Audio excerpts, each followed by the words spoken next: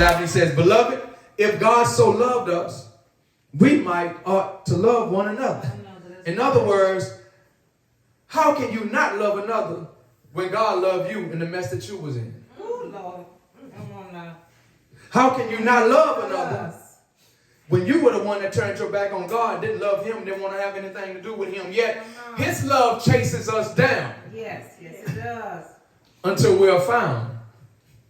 Not that he don't know where we are. He ain't got to find us. He know where we are. That's it. But until we are found in a position where we can receive his love, until we are found in a mindset of knowing that God loved us so much that he never forsake us and always kept running after us. Notice that there are no conditions in the love of God, which is the same love God commanded us to have for one another. That's right. But yet and still, we find that sometimes our love is conditional because somebody made it hurt us. Because somebody said something that we didn't like and we said, well, I don't love them. I don't love them anymore. That we are commanded to love. And the commandment doesn't come with stipulations. It doesn't come with conditions. It doesn't say, well, if they don't, then you can do this. Right. If they do, then you can do that. No, if they don't, if they do, if they act good, if they act bad, you still love them. You got to love them. Jesus said, a new commandment I give to you, that you love one another, as I have loved you, that you also love one another. By this, that word again, by this, in the previous scriptures, in 1 John chapter 4, he says, in this, and now Jesus says, by this, all will know that you are my disciples if you have love for one another. By this, by keeping my commandment to love one another, just as I have loved you. That's a strong phrase right there, those 5 words. As I have loved you.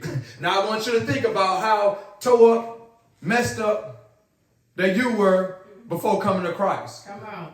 Because the only way we were able to come to Christ is through his love for us. Because his love continued to chase us down. It kept chasing after us, though we were chasing after something or somebody else. Come on now. As Christ, love one another as I have loved you. Now we think about this. Christ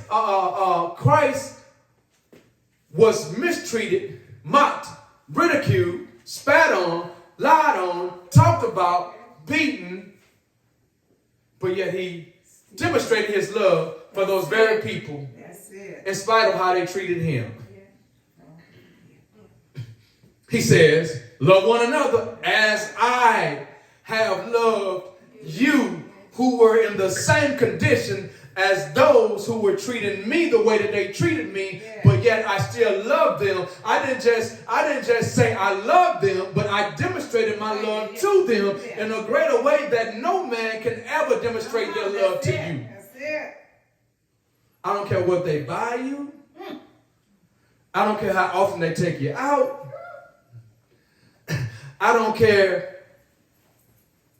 how great of a thing that they have done for you. It will never measure up to what Christ has done for us and to what God had did for us in sending his son to do what he needed to do.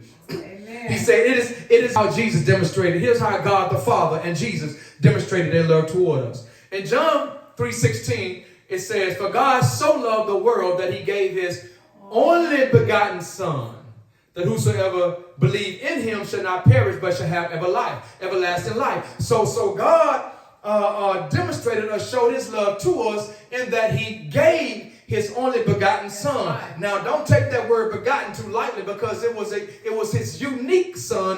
That word begotten means unique. It means he's the only one of his kind. It means that he is the cream of the crop. He is the most valuable and the most prized of all things or all people you could ever think of. It means that there'll never be another like him. Never. That's what he gave up. So we can say that God gave us his all, because he gave us all of himself through his son. That's right. Amen. That's how we're supposed to love him.